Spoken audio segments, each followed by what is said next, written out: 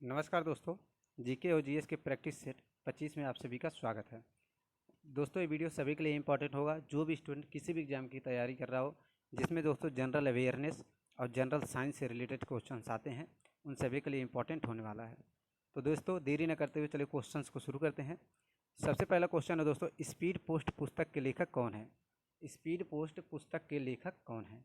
Important question बनता है दोस्तों, वेरी वेरी इंपॉर्टेंट क्वेश्चन बनता है। जितने भी लेखक हैं उनसे रिलेटेड पुस्तक हैं, उन सभी के बारे में आपको पता होना चाहिए। तो दोस्तों स्पीड पोस्ट पुस्तक के लेखक कौन है? तो इसका आंसर हो जाएगा ऑप्शन नंबर 2, शोभा डे। ऑप्शन नंबर 2, शोभा डे। दोस्तों बात करें अगर फिरदौसी के किस पुस्तक के लेखक हैं फिरदौसी? तो हो जाएंगे शाहनामा। शाहनामा पुस्तक के लेखक कौन है? फिरदौसी। और दोस्तों बात करें अरविंद घोष किस पुस्तक के लेखक हैं? Life divine. लाइफ डिवाइन नामक पुस्तक के लेखक कौन है दोस्तों? हो जाएंगे अरविंद घोष। दयानंद सरस्वती की बात करें दोस्तों तो इनका हो जाएगा सत्यार्थ प्रकाश। सत्यार्थ याद रखेगा दोस्तों, सभी के सभी इंपॉर्टेंट होने वाले सत्यार्थ प्रकाश हो जाएंगे दयानंद सरस्वती के। दोस्तों अगर बात करें कि एक इम्पॉर्टेंट बनता है हर्ष चरित्र और कादम्बरी पुस्तक के लेखक कौन है? हर्ष चरित्र और कादम्बरी तो हो जाएंगे बाण भट्ट। हर्ष चरित्र और कादम्बरी पुस्तक के लेखक कौन है? बाण भट्ट। तो इसका आंसर हो जाएगा दोस्तों स्पीड पोस्ट पुस्तक के लेखक शोभा डे। फिरदौसी किस पुस्तक के? शाहनामा के। लाइफ डिवाइन अरविंद घोष और सत्यार्थ प्रकाश हो जाएंगे दयानंद सरस्वती। अगला क्वेश्चन, विटामिन ए का सबसे अच्छा स्रोत क्या है? दोस्तों इसमें जो ऑप्शन दिया गया है इसमें सभी में विटामिन ए पाया जाता है। तो अगर सबसे अच्छे स्रोत की बात करें दोस्तों तो हो जाएगा ऑप्शन नंबर 1, गाजर दो है दोस्तों, विटामिन ए का सबसे अच्छा स्रोत माना जाता है। अगला क्वेश्चन, संयुक्त राष्ट्र संघ की प्रथम महिला सभापति कौन थी? संयुक्त राष्ट्र संघ की प्रथम महिला सभापति के बारे में अगर पूछे दोस्तों तो हो जाएंगे विजय लक्ष्मी पंडित। ऑप्शन नंबर 3 सही हो जाएगा दोस्तों, विजय लक्ष्मी पंडित। ऑप्शन नंबर 3 बिल्कुल सही हो जाएगा। दोस्तों बेनजीर भुट्टो की बात करें दोस्तों तो हो जाएंगे मुस्लिम देश की पहली महिला प्रधानमंत्री। मुस्लिम देश की पहली महिला प्रधानमंत्री, मुस्लिम देश की फर्स्ट पीएम। और कहाँ की थी दोस्तों? ये आप लोग कमेंट करके बताइएगा। जुनको तिबई की बात करें दोस्तों, जुनको तिबई जो कि माउंट एवरेस्ट पर सबसे पहले चढ़ने वाली कौन थी महिला? जुनको तिबई। और श्री मावो भंडार नायके की बात करें दोस्तों ऑप्शन नंबर 4, तो ये दोस्तों किसी देश की पहली महिला प्रधानमंत्री, किसी विश्व की पहली महिला प्रधानमंत्री बनी थी श्री मावो भंडार नायके, वो भी श्रीलंका की। किस देश की दोस्तों? श्रीलंका की। अगर दोस्तों पहली महिला प्रधानमंत्री मुस्लिम देश की अगर पूछे तो बेनजीर भुट्टो हो जाएंगी। और दोस्तों विश्व की पहली महिला प्रधानमंत्री अगर पूछे तो श्री मावो भंडार नायके, श्रीलंका की। अगला क्वेश्चन, जिला न्यायालयों के न्यायाधीशों की नियुक्ति कौन करता है? जो दीवानी कचहरी होती है दोस्तों, जिला न्यायालय में दीवानी कचहरी जो होती है उसके न्यायाधीशों की नियुक्ति कौन करता है? तो इसका आंसर हो जाएगा दोस्तों राज्य का राज्यपाल। ऑप्शन नंबर 1 बिल्कुल सही हो जाएगा, राज्यपाल। और दोस्तों किस अनुच्छेद में दिया गया है ये? इसका अनुच्छेद 233 2 में इसका वर्णन किया गया है। अनुच्छेद 233 2 में इसका वर्णन किया गया है। और अगर पूछे दोस्तों किस भाग में दिया गया है तो भाग 6 में। भाग की अगर बात करें दोस्तों तो भाग 6 में दिया गया है। अगला क्वेश्चन, चुनाव में मत देने तथा निर्वाचित होने का अधिकार है। मतलब मत देने और निर्वाचित होने का कैसा अधिकार है दोस्तों चुनाव में? तो हो जाएगा एक मौलिक अधिकार है, एक संवैधानिक अधिकार है, एक कानूनी या विधिक अधिकार है, या फिर इनमें से कोई नहीं। तो ऑप्शन नंबर 3 हो जाएगा दोस्तों, ये कानूनी और विधिक अधिकार है। चुनाव में मत देने तथा निर्वाचित होने का अधिकार कैसा अधिकार है दोस्तों? तो यह कानूनी या फिर विधिक अधिकार है। अगर इसकी बात करें दोस्तों किस अनुच्छेद में इसका वर्णन किया गया है तो अनुच्छेद 326 में। अनुच्छेद 326 में। और दोस्तों निर्वाचन आयोग का गठन किस अनुच्छेद के अंतर्गत किया गया है? तो अनुच्छेद 324 के अंतर्गत निर्वाचन आयोग का गठन किया गया है। अगला क्वेश्चन, विटामिन ई का वैज्ञानिक नाम क्या है? वेरी वेरी इंपॉर्टेंट क्वेश्चन बनता है दोस्तों, very very important question. Vitamin E का वैज्ञानिक नाम क्या है? तो ऑप्शन से दोस्तों 5 ऑप्शन से दिया गया है। तो विटामिन ई का वैज्ञानिक नाम पूछे दोस्तों तो इसका हो जाएगा टेकोफेरॉल। ऑप्शन नंबर 3 सही हो जाएगा, टेकोफेरॉल। दोस्तों थायमिन किस विटामिन का नाम है? वैज्ञानिक नाम थायमिन, तो हो जाएगा विटामिन 1। थायमिन हो जाएगा विटामिन। फिलोकेविनॉन किसका है दोस्तों? फिलोकेविनॉन तो विटामिन के, फिलोकेविनॉन विटामिन के। स्कर्विक अम्ल किसका है दोस्तों? स्कर्विक अम्ल विटामिन सी। और रेटिनॉल हो जाएगा विटामिन ए। पाँचों के पाँचों आपको पता होना चाहिए दोस्तों। अगर थायमिन की बात करें तो विटामिन B1, फिलोकेवेनॉन की बात करें दोस्तों तो विटामिन के, स्कर्विक अम्ल की बात करें दोस्तों तो विटामिन सी, रेटिनॉल की बात करें विटामिन ए। अब विटामिन ई का वैज्ञानिक नाम हो जाएगा दोस्तों टेकोफेरॉल। अब विटामिन डी का अगर वैज्ञानिक नाम पूछे दोस्तों तो ये आप लोग कमेंट करके बताइएगा। अगला क्वेश्चन, डायोप्टर किस भौतिक राशि का मात्रक है? डायोप्टर का दोस्तों मात्रक होता है, संकेत होता है डी से हम डिनोट करते हैं। तो डायोप्टर किस भौतिक मात्रक राशि का मात्रक होता है? तो इसका आंसर हो जाएगा दोस्तों लेंस की क्षमता। ऑप्शन नंबर 3 बिल्कुल सही हो जाएगा दोस्तों, लेंस की क्षमता। लेंस की क्षमता। दोस्तों बात करें चुंबकीय फ्लक्स के भौतिक राशि का मात्रक क्या होता है? तो वेबर। चुंबकीय फ्लक्स का मात्रक क्या होता है दोस्तों? वेबर। और दोस्तों ज्योति तीव्रता का हो जाएगा कैंडिला हो जाएगा ज्योति तीव्रता का। इस सभी के सभी इंपॉर्टेंट होने वाले हैं दोस्तों, आप लोगों को पता होना चाहिए। लेंस की क्षमता का मात्रक डायोप्टर, चुंबकीय फ्लक्स हो जाएगा वेबर, ज्योति तीव्रता का हो जाएगा कैंडिला।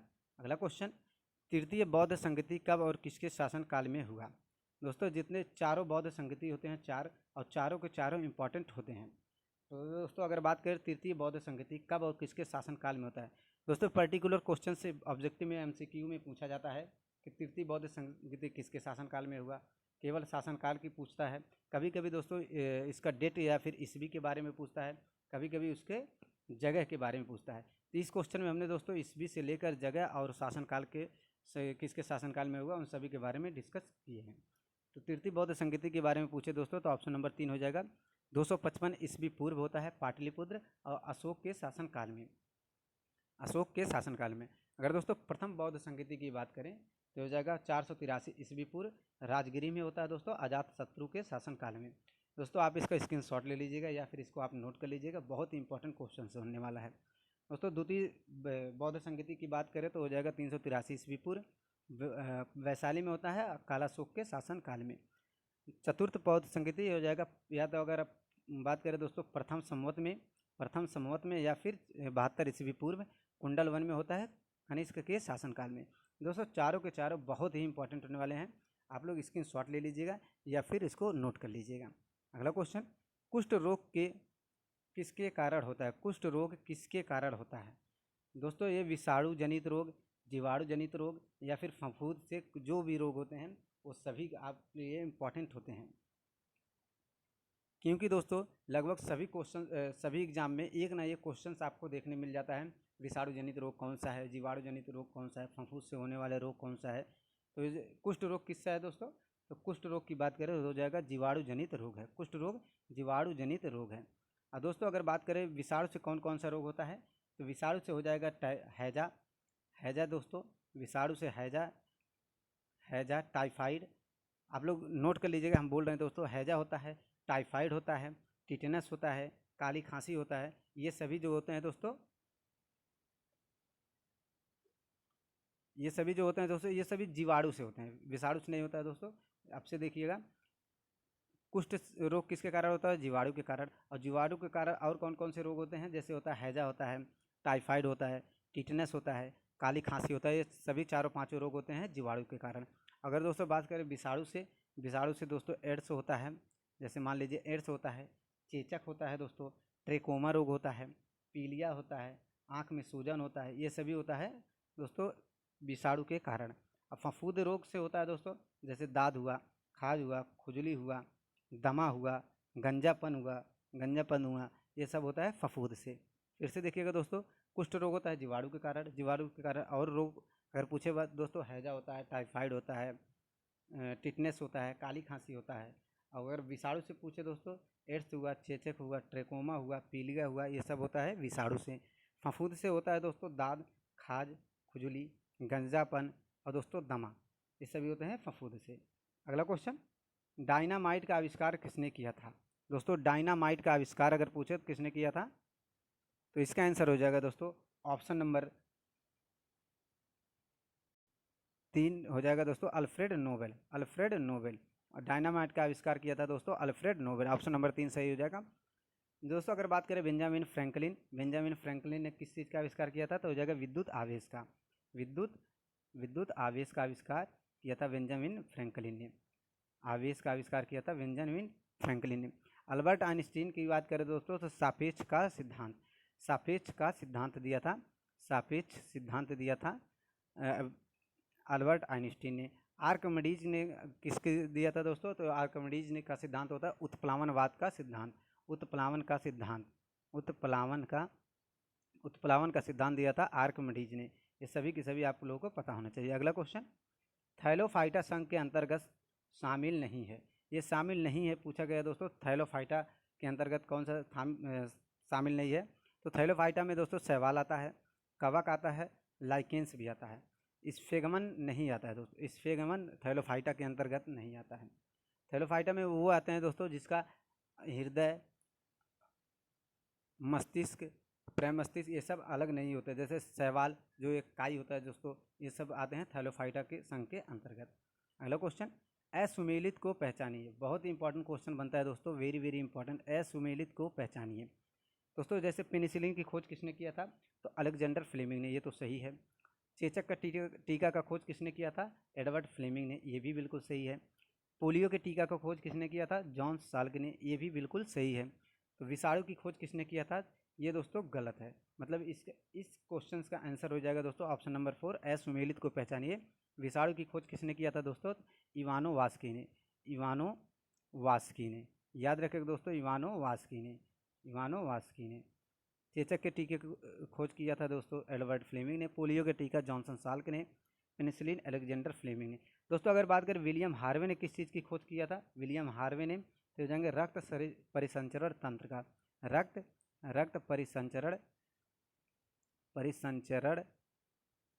परिसंचरण तंत्र का खोज किया था विलियम हार्वे ने। याद रखें तो विषाणु की खोज किसने किया था? इवानो वास्की ने। तो इसका आंसर हो जाएगा विषाणु की खोज किया था विलियम हार्वे ने, इवानो वास्की ने। तो ऑप्शन नंबर 4 गलत हो जाएगा, तो यही आंसर सही होगा।